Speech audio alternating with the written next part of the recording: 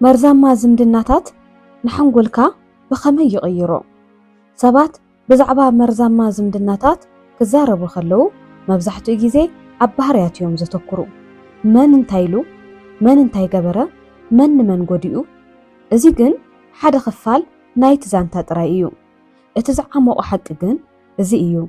ننوح اوان نمرزما زمدناتات مكالعنا حنقولنا بخمي كم زسرح يغيرو ايو نزي دما بقعتن بلحتن رؤسهم زفلتون سبات مدنقار ويدما كونفيز مخان زي موسان ጭንቀት ወይ ካብ ገዛእ ርእሶም ዝተቋረጹ ከም ዝኾኑ ዝስምዖም ሎሚ ብዛዕባ ድኻም ወይ ድማ ስምዒታዊ ኣይኮንናን ንዛረብ ዘለና ብዛዕባ ኒውሮ ሳይኮሎጂ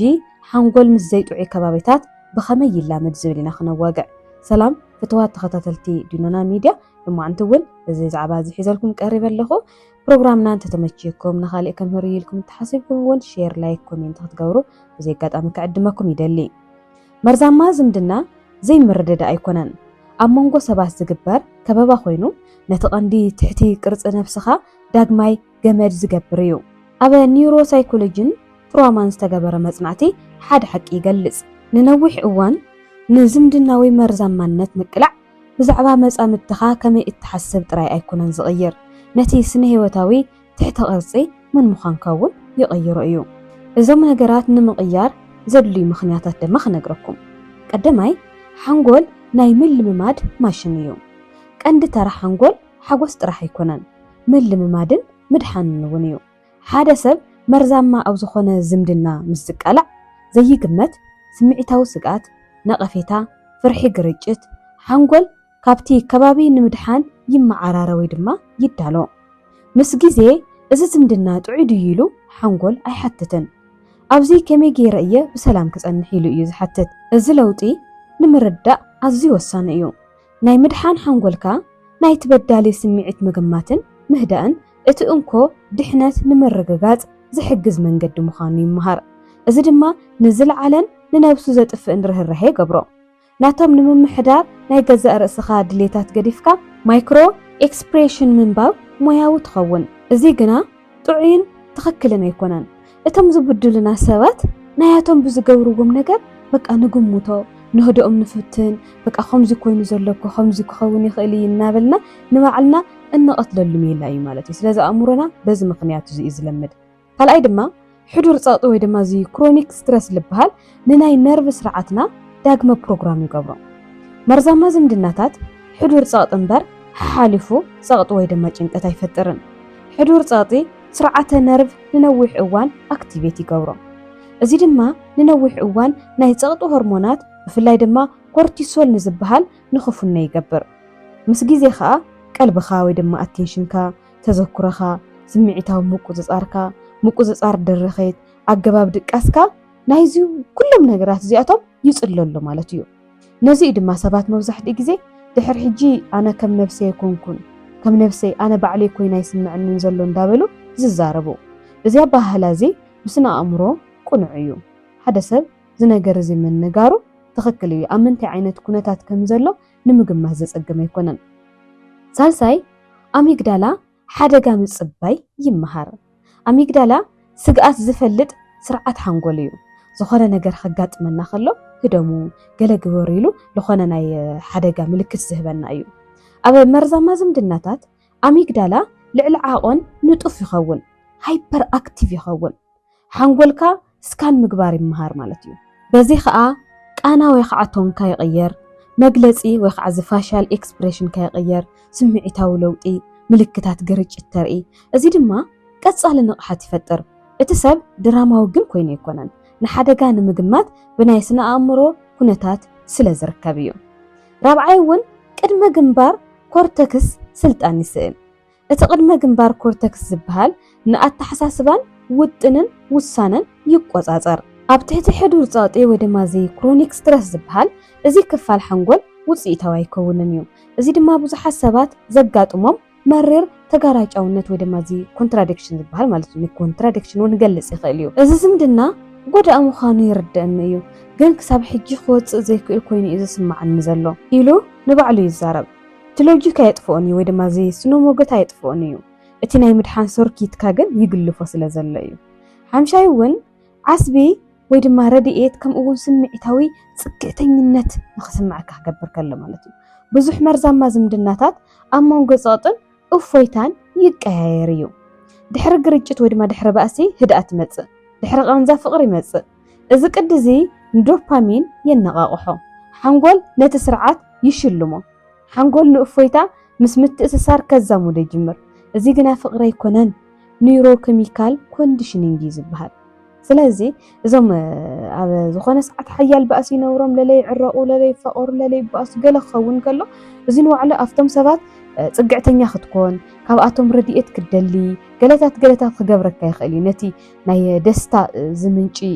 ሆርሞንና ንባዕሉ ልዕሊ ዓቐን ከለማሙዶን ልዕሊ ዓቐን እቲ ሕማቕን ጽቡቕን ምፍላይ ክሳብ ለኣበየና ሕውስውስ ከብለና ንኽእል እዩ ማለት እዩ ሓደ ግዜ ምዕራቕ ሓደ ግዜ ምብኣስ ሓደ ግዜ ምዕራቕ ሓደ ግዜ ምብኣስ ማለት እዩ ስለዚ እዚ እዩ ተሓደ እውን ካብኡ እውን ምሽርሻር መንነትን ነብሰ ምጥርጣርን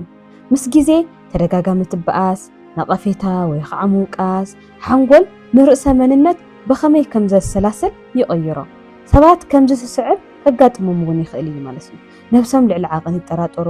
ውሳነታት ናይ ምእማን ፀገም የጋጥሞም ብዛዕባ ውልቃዊ ክብርታቶም ክደናገሩ ከዓ ኮንፊዝ ክኾኑ ይኽእሉ እዮም ስምዒታዊ ድኻም የጋጥሞም ኮታስ ብዙሕ ዓይነት ነገር ኣብኣቶም ይፍጠር ማለት እዩ ሓንጎል ካብ ውሽጣዊ ፍርድን ላዕሊ ግዳማዊ ፍቓድ ቀዳምነት ብምሃብ እዩ ዝላመድ ዘሎ ማለት እዩ ካብኡ ከዓ ኩልና ክንምልሳ ዝግበአና ነገር ከዓ ንምንታይ እዩ ምኻድ ወይ ከዓ ምርሓቕ ስግኣት ኮይኑ ዝስምዖም ወይ ድማ ዝስምዐና ኢና ክንሓትት ከለና ከዓ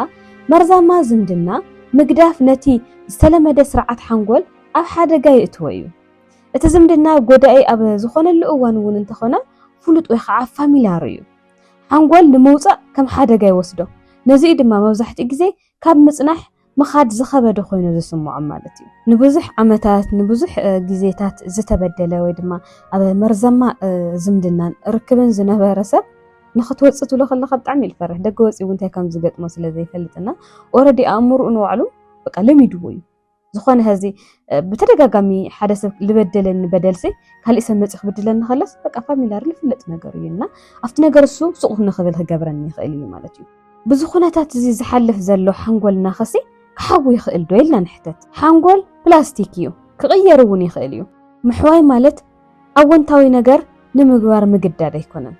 ምምላስ ድሕንነትን ርእሰ ምትእምማንን እዩ ስለዚ መርዛማ ርክባት ንርገዛእ ርእስኻ እትሓስበሉ ኣጋጣሚ ክኸውን ኣለዎ ብዝኾነ ኣጋጣሚ ኣብ ዝኾነ ሪሌሽንሽፕ ኣቲኻ ኣለኻ በቃ ኣቲኻ ኣለኻ ግን ድማ ደው ኢልካ ሕሰብ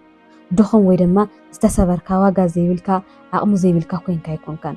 ሓንጎልካ ንኽነብር በቲ ነገር እሱ ስለ ዝመፀን ስለ ዝለመዶን እዩ ነዚ ምርዳእ ነቲ ዕላል ካብ ምቋስ ናብ ንጹርነት የሰጋግሮ እዩ ካብ ባእሲ እውን ናብ ምምኽኻር የሰጋግሮ እዩ ስለዚ ምሕዋይ ዝጅመር ድሕነት ምስ ተመልሰ እዩ ሓንጎል ድማ ኣብ ስግኣት ወይ ድማ ኣብዚ ኣላርት ወይ ከዓ ደወል ክጸንሕ የብሉን በቃ ዝኾነ ነገር ገጢሙና ኣሎ ደው ኢልና ክንሓስብ ክነስተንትን ኣብ ልዕሊ ዝፍጸም ዘሎ እንታይ እዩ ኮይነ ብምንታይ ምኽንያት ገለታት ኢልና ብደንብ እንትን ክንገብር ኣለና ማለት እዞም ነገራት እዚኣቶም ናይ ብዙሓት ሰባት ህይወት ናበላሸዩ እንርኢ ስለ ዘለኹ እየ ብተደጋጋሚ ዘዋግዐኩም ዘለኹና ስለዚ እሱ ዘለናዮ መርዛማ ርክብ ባይዘወይ ከምዛ ኩሉ ግዜ ዝብለኩም ምናልባት ሓደ ሰብ ኣብ ሓዳር ውሽጢ ተኣትዩ ለቐቕ ከውፃእ ከምዚ ግበር ኢልካ ምዝራብ ክኸብድ ይኽእል እዩ ግን ድማ ቅድሚ ላፍቲ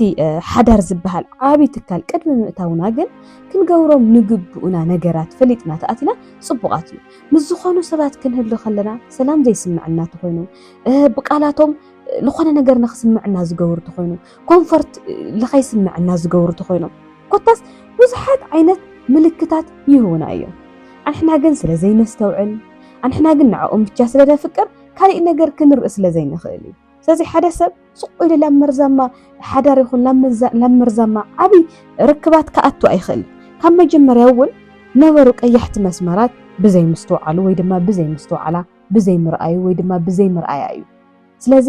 ናፍቲ መርዛማ ዝበሃል ርክባት ቅድሚ ምእታውኩም ሓንጎልኩም ብዘይኮን ነገር ፕሮግራም ከይግበር ምእንታን ጥንቃቐ ክትገብሩ ኣለኩም ሰባት ኣእምሮና እዮም ዝሰርሑ ኣእምሮና እዮም ፕሮግራም ዝገብርዎ ኣነ ቅድሚ ሕጂ ብዝነበረኒ ህይወት ጎይታ ይባረኽ ቅድሚ ሕዚ ዘለኽዎ ኩነታት ሰባት ከምዚ ቪክቲም ሜንታሊቲ ሃምለለኒ ዓይነት ገይሮም ቀሪጾምንስ ኣነ ልባዕለይስ በቃ ዝ ሜንታሊቲ እሱ ነይሩኒ ኩሉ ግዜ ተበዳሊት ኩሉ ግዜ ተጎዳኢት ኩሉ ግዜ ሓዘንተኛ በቃ ኣለኩምሽ በቃ ኣእምሮይሲ ኣብ ዝኾኑ ሰባትስ በቃ ኣነ ደካማ ኣነ ሓዘንተኛ ኣነ ዝኾነ ነገር ኮይነ ንኽረአየኒ ይገብሩ ነይሮም ምስኦም ክኾን ከለኹ ካብ ኣነ በቃ ደካማ ሓዛኒት ኩሉ ግዜ ተመካሪት ኩሉ ግዜ ከምዚ ኹኒ ኣጆኺ ገለታት ይበሃል ነይረ ስለዚ ቱ ኣነ ዝሓለፍክዎ መንገዲ ከይትሓልፉ ምእንታን እየ ብድፍረት ዝነግረኩም ዘለኹ በቃ ሰባት ፕሮግራም ክገብሩኹም እንትና ኣይትግቡ ኣይትፍቀዱሎም ደካማ መሲሎም ደካማ መሲልካ ንኽትረአዮም ዝገብርዎ መንገዲ ተሃልዩ ደው ንኸብሉ ግበርዎ ዝኾነ ነገር እስኹም ዘይኮንኩምዎ ማንነት ከም ልኾንኩም ገይሮም ከርእኹም ዝደልዩ እንተደኣ ሃልዮም ከም ዘይኮንኩም ኣረድእዎ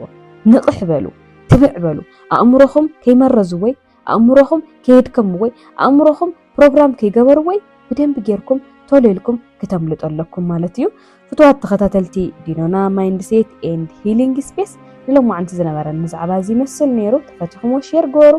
ደስ ኢልኩም ላይክ ግበሩ ንሎሙ ግና ኣብዚ ኣኽለና እዩ ኣብ ዘለኹም ኩሉ ሰላም ንዓኹም ይኹን ሻሎም